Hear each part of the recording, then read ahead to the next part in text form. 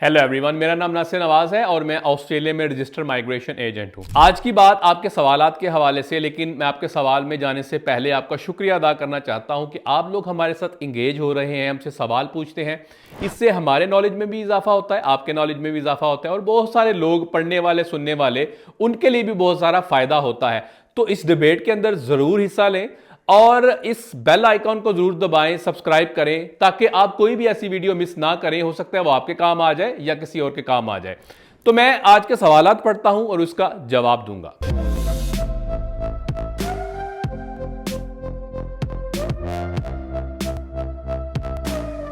सवाल है कि thank you for the knowledgeful video, there are a few queries that arise in my mind after your video. An applicant completed his bachelor's degree in 2019 but received his skill assessment in July 2024. But he has been working since 2022.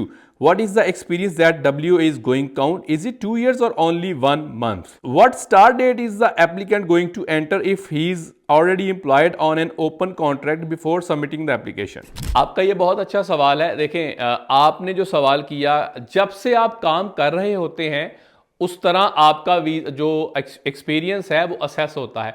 लेकिन बहुत सारी assessing bodies ऐसी हैं जो कि professional level को equate करने के लिए वो एक्सपीरियंस डिडक्ट कर देते हैं। तो मैं हमेशा ये कहता हूं कि हमने जो स्किल असेसमेंट है उसको फॉलो करना है। यानी आपका एक्सपीरियंस 1 महीने का नहीं बल्कि 1 महीने से ज्यादा का है। आप जब मर्जी स्किल असेसमेंट करवाएं, पिछले 10 साल का इमीडिएट प्रीवियस 10 ईयर्स का एक्सपीरियंस आपका असेस होता है, उससे पहले का नहीं होता।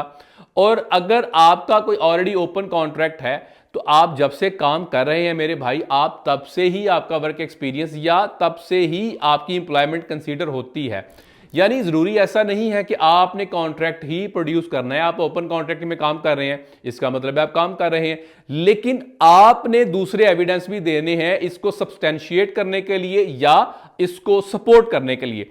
यानी आपका एम्प्लॉयर का लेटर आएगा जो कि एम्प्लॉयमेंट लेटर होता है, इसके अलावा सैलरी स्लिप्स भी आएंगी, इसके अलावा आपकी अगर जो सैलरीज पे हो रही हैं बैंक स्टेटमेंट में तो वो सैलरी रिफ्लेक्ट करनी चाहिए, वो बैंक स्टेटमेंट भी आपने दिखानी है, टैक्स रिटर्न दिखानी है। तो ये सारे एविडेंसेस होते हैं जो कि आपने अपने जो क्लेम है उसको सपोर्ट करने के लिए प्रोवाइड करने हैं। तो एम्प्लॉयमेंट तब से ही आपकी कंसीडर होती है जब से आप एम्प्लॉय हैं। यानी आपने बाद में भी स्किल असेसमेंट करवाई है तो उस डेट का कोई लेन देन नहीं है इसके साथ। अगेन हमने फिर स्किल असेसमेंट को फॉलो करना है। अगर उन्होंने साल डिडक्ट किया है तो उसको हम फिर डिडक्ट ही समझेंगे आमतौर पे। अगेन इस प्रोफेशनल लेवल को वो इक्वेट करने के लिए डिडक्ट करते हैं। ये वेरी करता है ऑक्यूपेशन टू ऑक्यूपेशन भी। यानी अगर कोई इंजीनियर है तो आमतौर पे उनका एक्सपीरियंस डिडक्ट नहीं होता, वेट असेस जो है वो डिडक्ट करता है, एसीएस डिडक्ट करता है। तो उस सूरत में हमें उनको फॉलो करना होगा। Hope I answer the question. Next question है कि sir, I have submitted my EOI and department of home affairs website, do I have to apply for different states to at this time और I have to wait for pre invitation? आपने बहुत अच्छा सवाल किया है। आप अगर तो ऑन शोर हैं यानी ऑस्ट्रेलिया में हैं तो आप उसी स्टेट की कर सकते हैं ईओआई जिस स्टेट में आप रह रहे हैं, एक्सेप्ट अगर आप वेस्टर्न ऑस्ट्रेलिया से बाहर किसी और स्टेट में रह रहे हैं तो आप वेस्टर्न ऑस्ट्रेलिया की भी कर सकते हैं। या अगर आप न्यू साउथ वेल्स से बाहर रह रहे हैं लेकिन न्यू साउथ वेल्स के रीजनल एम्प्लॉयर के लिए काम कर रहे हैं, उसके लिए भी कंडीशंस है, तो तब भी आप इंटर स्टेट से अप्लाई कर सकते हैं। लेकिन अगर आप ऑफशोर रह रहे हैं तो मेरे भाई आप ऑफशोर रहते हुए तकरीबन सारी स्टेट्स के लिए ईओआई कर सकते हैं। याद रखें कि बहुत सारी ईओआईज भी होती हैं और बहुत सारी स्टेट की रिक्वायरमेंट है आरओआई यानी रजिस्ट्रेशन ऑफ इंटरेस्ट, वो भी करना है। इसको यूं समझें कि अगर आपने ईओआई की विक्टोरिया के लिए लेकिन आरओआई सबमिट नहीं की तो दिस इज इनकम्प्लीट एप्लीकेशन, आपको कभी भी इनविटेशन नहीं आने वाला। लेकिन अगर वेस्टर्न ऑस्ट्रेलिया है तो उनकी कोई आरओआई की रिक्वायरमेंट नहीं है तो आपने ईओआई ही सिर्फ कर दी तो ये कंसीडर होगा। अगर ऑफशोर हैं तो भाई सबके लिए तकरीबन करें, अगर ऑनशोर हैं तो अपनी जो एलिजिबिलिटी है उसके मुताबिक करें। जैसे मैंने पहले कहा, ये डिपेंड करता है state to state. Hope I answer the question.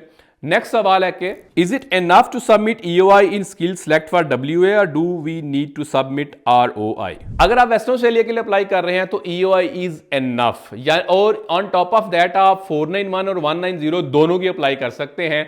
बहुत सारी स्टेट्स हैं उनकी EOI और ROI के साथ साथ सिर्फ एक सब क्लास के ही कर सकते हैं। इसको यूं समझिए कि अगर आप विक्टोरिया के लिए जा रहे हैं तो विक्टोरिया में आपने EOI भी करनी है और ROI भी करनी है, लेकिन एक सब क्लास की, यानी 190 या 491 भी। लेकिन WA का ये खूबसूरती है कि आपने सिर्फ EOI ही करनी है, उसके अलावा आप 491 और 190 दोनों की एट द सेम टाइम कर सकते हैं। Hope I answer the question. Next सवाल है कि please tell about 491 for an offshore physiotherapist at 65 to 70 points with no job offer, what would you suggest, 190, 491 और 189? ये आपका बड़ा जबरदस्त सवाल है कि फिजियोथेरेपिस्ट जो है ना, इस टाइम भाई उनके लिए इनविटेशन आ रहे हैं। हमारे क्लाइंट का भी इसी तरह, जैसे क्लाइंट बाहर था ऑस्ट्रेलिया से और उस टाइम लेकिन वो काम कर रहा था, उसके पास कोई जॉब ऑफर नहीं थी ऑस्ट्रेलिया से, तो उनका न्यू साउथ वेल्स का भी आ गया, विक्टोरिया के भी आ गया, लेकिन 491 आया। जो मेरे नॉलेज में है 190 हमारे जो न्यू साउथ वेल्स में रहते हुए आए वो 75 पे भी आए, लेकिन इनका वर्क एक्सपीरियंस भी था। तो आपने इस चीज को भी देखना है कि अगर आपका वर्क एक्सपीरियंस ऑफशोर का भी है तो कोशिश करें उसको भी असेस करवाएं। आप ये कहते हैं मैंने कौन सा सबमिट करना है, तो भाई आप तीनों के लिए सबमिट करें, सारी स्टेट्स का करें। आप ऑफशोर में हैं, 190, 491, 189 का तो एक ही होगा, तो सबके लिए ट्राई करें।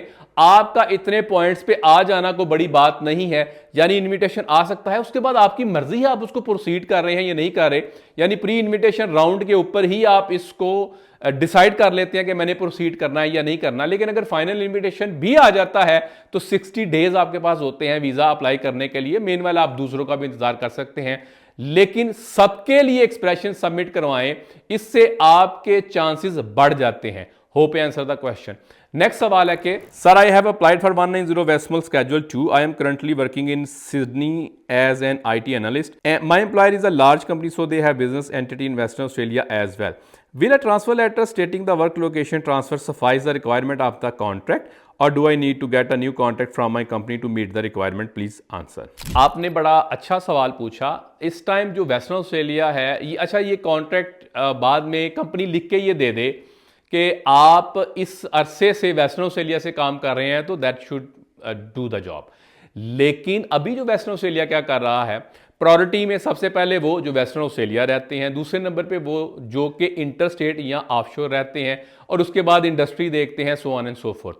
लेकिन भाई अगर आपकी कंपनी वेस्टर्न ऑस्ट्रेलिया में है और आप वेस्टर्न ऑस्ट्रेलिया जा सकते हैं तो लाजमी जाएं। इससे क्या होगा, आपके चांसेस बढ़ जाएंगे और बल्कि बहुत ज्यादा हो जाएंगे। 4 फैक्टर्स, एक ये आप कितने यंग हैं, दूसरा आपका लेवल ऑफ क्वालिफिकेशन है, तीसरा आपकी इंग्लिश प्रोफिशिएंसी क्या है, कॉम्पिटेंट है, प्रोफिशिएंट है या सुपीरियर है, और चौथा आप काम कर रहे हैं और आपके पास वर्क एक्सपीरियंस है। तो ये बड़े ब्राइट चांसेस हैं कि आपका इनविटेशन आ सकता है।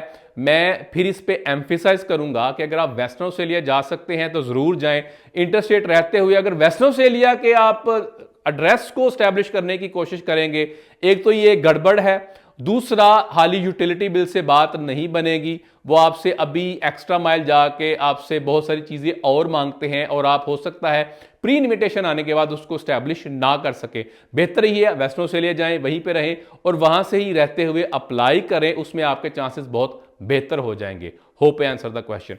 नेक्स्ट सवाल है कि I will complete my masters in October 2024 and my student visa 500 is valid till March 14, 2025. However, I want to apply for my 485 post-study higher education work visa early as I have a full-time job offer in my related field and my company is more inclined towards my 485 visa as it's a full-time job. Please advise me on when I can apply for 485 PSW visa.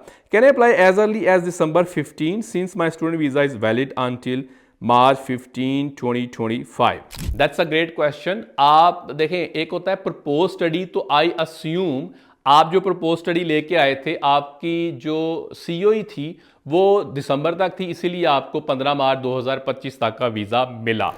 अब होगा क्या, जैसे ही आप course complete करेंगे, upon completion आपका जो provider होता है वो डिपार्टमेंट ऑफ होम अफेयर्स को बता देता है कि भाई आपका कोर्स कंप्लीट हो गया। इसके अलावा आपकी COE सिस्टम से रिलीज हो जाती है अपॉन कंप्लीशन। और आपकी eligibility with in 6 months of completion of your course आप 485 अप्लाई कर सकते हैं।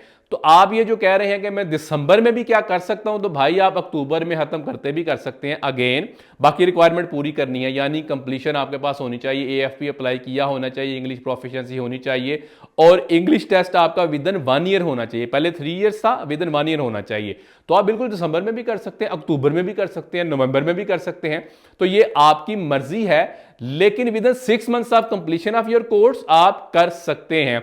अगर आप दिसंबर में करना चाहते हैं तो आप जरूर करें। Hope I answer the question. तो ये कुछ सवाल थे और उनके जवाब मैंने कोशिश की है मैं आपके सारे सवाल का जवाब दे सकूं। आपका सवाल है, कमेंट है, क्यूरी है, आप कमेंट बॉक्स में कमेंट कर सकते हैं। हमें सपोर्ट करने के लिए, हमारे चैनल को सपोर्ट करने के लिए सब्सक्राइब करें। Thank you.